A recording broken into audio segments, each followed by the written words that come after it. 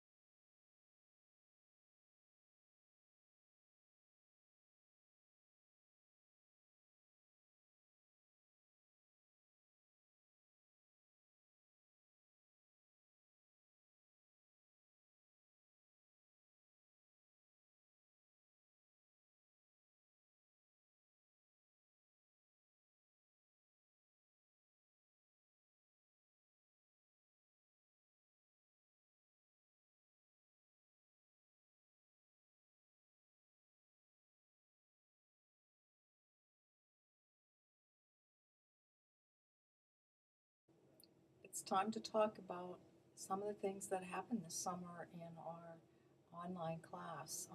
When reflecting, we've been asked to think of two or three things that really mattered to us or that we thought a lot about during the summer.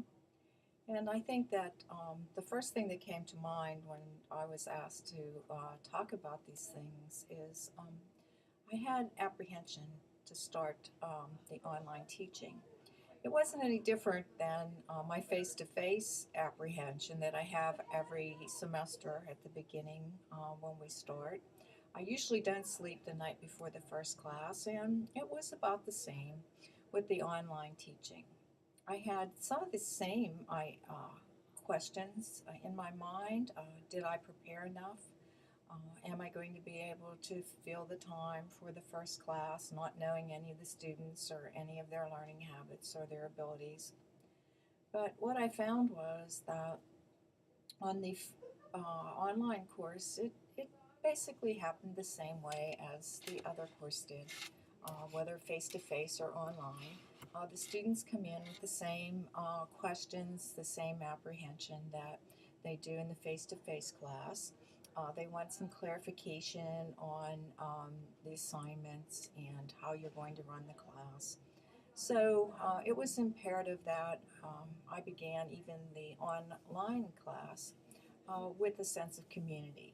And we started the online the same as we do the face to face, where we introduce ourselves and we talk a little bit about our backgrounds and how we came to St. Vincent College.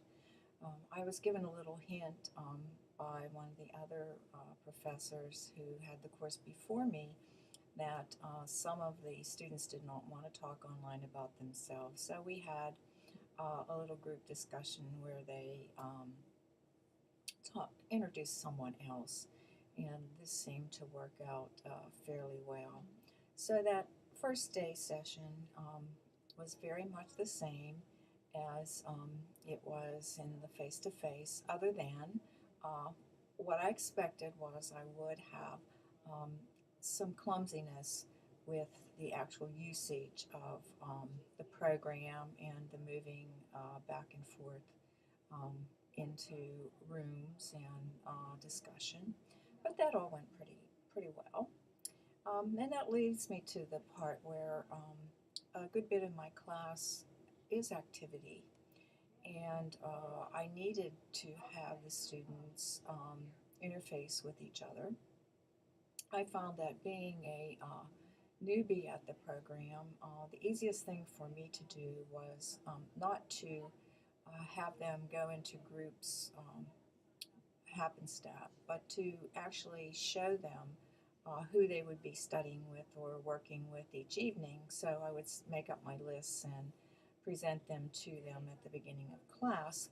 That way, I got a better assessment of who was actually learning better with another person or giving them a wide variety of philosophies because the class that I was teaching was an ethics and philosophical perspective class.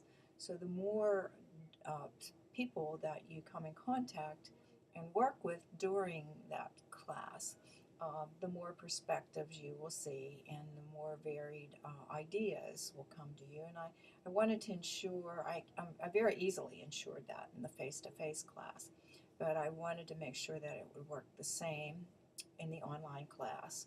So, with a little bit of more work from me at the beginning and planning and being ready, I was managed to move the students so that they saw different people and were working with different people in their groupings. The other and last perspective that I had was I was worried about assessing their actual classroom performance. Um, Knowing and listening to my students, besides checking their work, which the infusion of that work that they did out of class was good and easier to check than I thought that it would be online. It gave me opportunities to give them feedback on that, and that worked out very well. What I was most worried about was how was I going to assess their actual in-class performance. So that I kind of did the old school way. I had myself a little sheet beside my computer, and as my students were responding in class to questions or giving their response to an activity, I kept track of maybe some phrases that I thought showed that they were showing understanding of the concept, or if they had some insightful thinking, I would put that down also. And this way, I had a running record, so to speak, on the side. I wasn't trying to keep it all in memory or to type it somewhere. And that was kind of an old school way to do it with a new school learning. But the mixing of the two works well for people like me who are used to face teaching. The online teaching I thought was very enlightening. It was much simpler than I thought, but much of that was due to I had a very good graduate assistant, Abigail Zalaki, who helped me prepare for the course. So the preparation kind of took out all the issues that the big blocks that I might run into as I taught the course. So the course went relatively smoothly for me. Um, I have a couple of ideas of how I'm going to assess that participation maybe a little better next time, but I won't have that apprehension that I had this semester. So, thank you very much, and I hope these comments are helpful to those of you who will be moving into the online world